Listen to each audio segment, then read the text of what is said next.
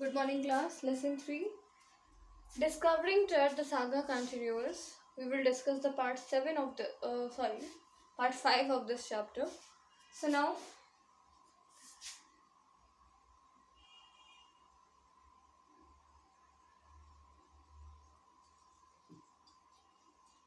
discovering Ted, the saga continues.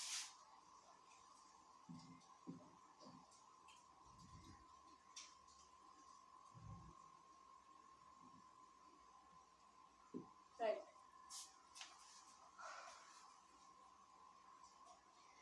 So basically, we are on the page number 25.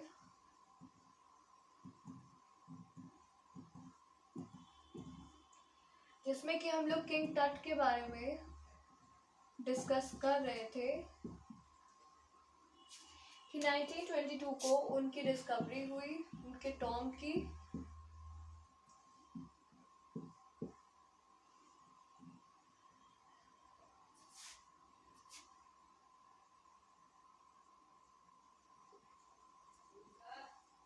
Discovery of his Tom, और discovery करी किसने थी?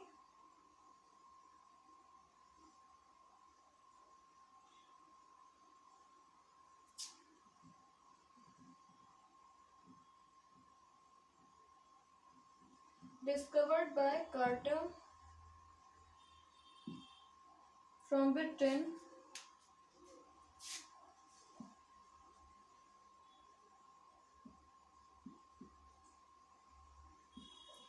in the valley of the kings, Egypt.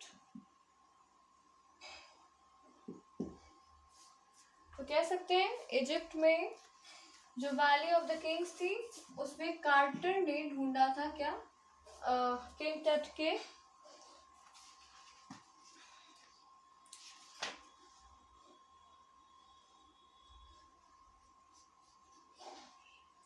Howard quarter पूरा नाम है इनका, ठीक है, यहाँ पे लिख देती हूँ हावर्ड कार्टर। तो हावर्ड कार्टर ने क्या किया था? ब्रिटेन के वो एक आर्कियोलॉजिस्ट थे, और आर्कियोलॉजिस्ट का मतलब होता है कि जो पुरानी चीज़ों की खोज करता है। सो बेसिकली हावर्ड कार्टर के द्वारा ये जो Kings of valley of the Kings में किंग टट की डिस्कवरी हुई, उनके टॉम की।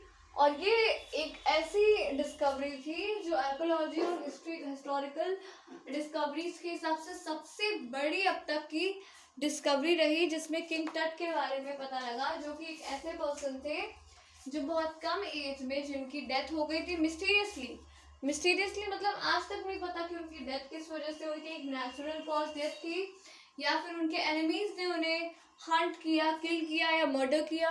तो आज तक इस चीज के क्वेश्चंस को साइंटिस्ट, आर्कियोलॉजिस्ट और कई सारे वेज से ढूंढा जा रहा है। So now page number 25। Yes, the second last paragraph हम लोग पढ़ रहे हैं। आई थिंक हम लोगों ने आर्कियोलॉजी से पढ़ना है।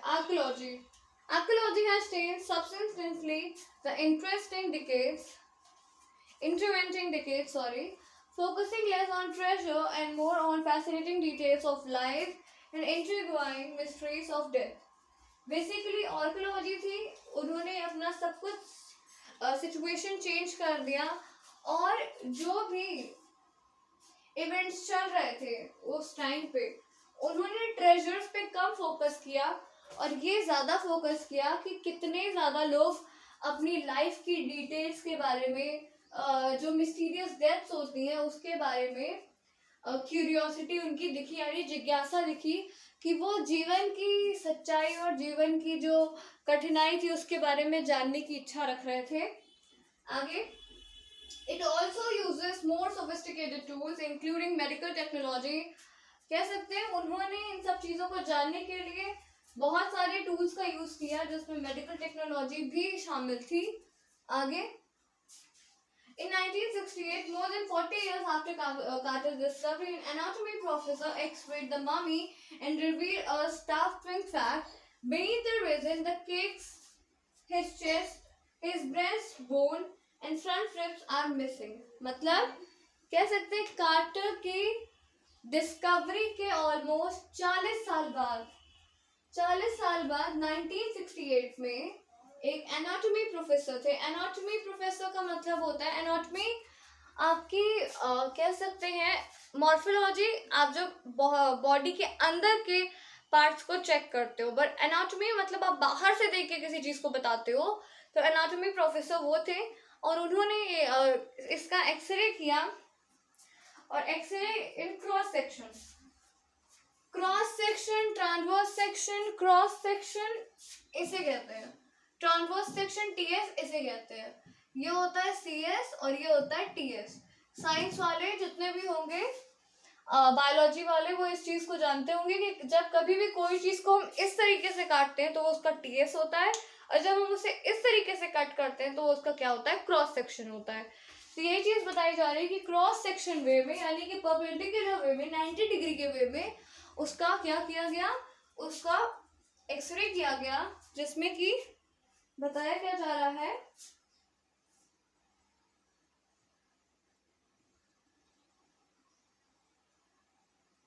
X-rayed the mummy and reveal a startling facts. मतलब कह सकते हैं कि ऐसा अनएक्सपेक्टेड और सरप्राइजिंग फैक्ट मिला कि जो रेजिन्स उनके चेस्ट में थी, रेजिन्स का मतलब उनके जो कह सकते हैं एक तरीके का लिक्विड जो था, या कह सकते हैं कि मटेरियल जो था उनके चेस्ट में, उसके अलावा his breast bone and front ribs are missing.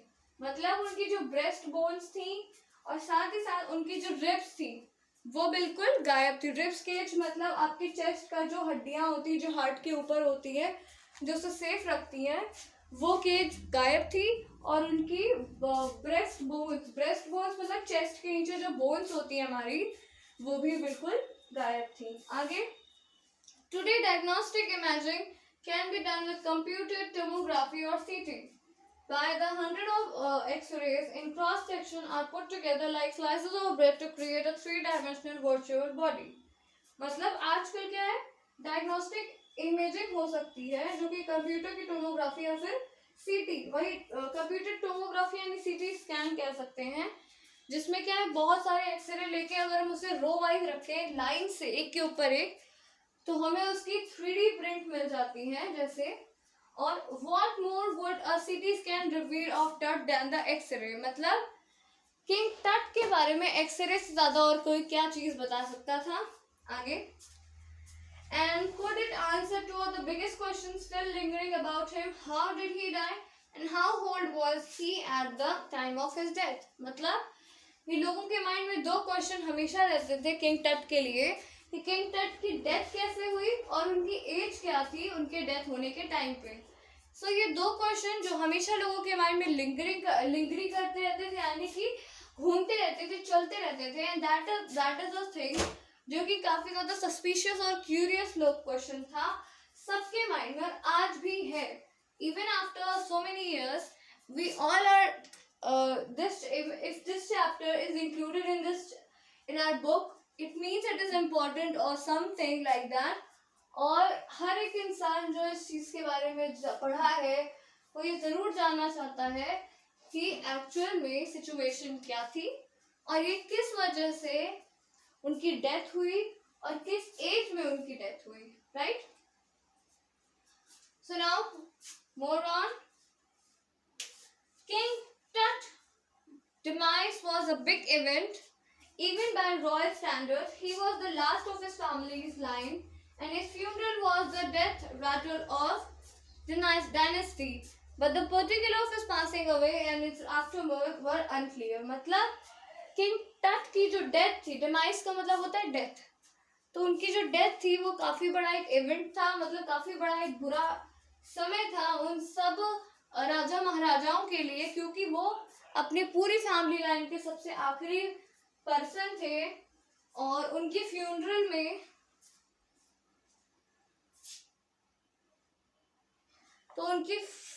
में कह सकते हैं लोगों को ये समझ में आ गया कि अब हमारी वंश का या हमारे रॉयल्टी का क्या होगा, अंत हो जाएगा। और कहीं ना कहीं पर ये नहीं आज तक पता लगा कि वो किस तरीके से मरे, और जो कि एक ऐसा अनक्लियर थॉट है जो कि काफी ज्यादा डिफिकल्ट है। Amenhotep III, Tut's father or grandfather, was a powerful pharaoh who ruled for almost 4 decades at the height of the 18th dynasty's golden age. His son Amenhotep IV succeeded him and initiated one of the strangest periods in the history of ancient Egypt. The new pharaoh promoted the worship of Aten. The son thus changed his name of Akhenaten, a servant of the Aten, and moved to the religious capital from the old city to the Thebes, to the new city of Akhetaten, known as Amarna. He further shocked the country by attacking Amun, a major god, smashing his image and closing his temple. It must have been a horrific time, said Roy Johnson, director of the University of Chicago's Research Center in Luxor, the site of ancient Thebes. The family that had ruled for centuries was coming to an end. And then Akhenaten went to a little valley. मतलब okay अब यहाँ पर इनकी basically family के बारे में बताया जा रहा है कि किस तरीके से उनकी फैमिली थी। उनकी फैमिली में जो उनके ग्रैंडफादर और उनके जो फादर थे वो एक ऐसी रॉयल फैमिली से बिलोंग करते थे जिनमें कई लोगों का नाम यहाँ पर आया है जो कि बेसिकली उनकी फैमिली से रिलेटेड है। और उनका ये कहना है सिंपली कि उनकी फैमिली एक काफ़ी ज़्यादा रिच फैमिली से बिलोंग करती थी। वो गोल्डन एरा के टाइम के लोग थे और जिनके पास काफ़ी ज़्यादा वेल्थ, पावर और हेल्थ काफ़ी उनकी ठीक थी और काफ़ी ज़्यादा उनके पास रूलिंग थी इनटू द होल वर्ल्ड। और कहीं ना कहीं कई सारे ऐसे लोग थे उनके फैमिली जिन्होंने कई सालों तक उस जगह पर एंशिएंट इजिप्ट में राज किया था, राइट।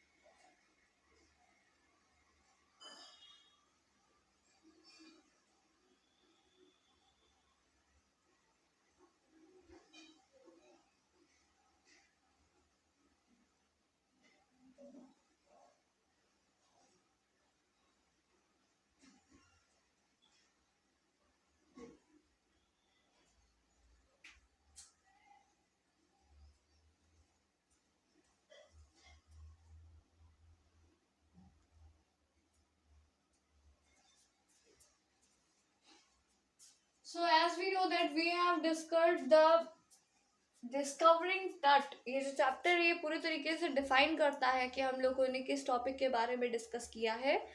किंग टट के बारे में ही हम लोग बार बार डिस्कशन करते हैं कि उनकी लाइफ में उनकी डेथ कैसे हुई। ये काफ़ी ज़्यादा मिस्टीरियस थी और लोगों को बहुत क्यूरियोसिटी है इसके बारे में जानने के लिए, right. So now we will discuss the next segment to the next video. So thank you class.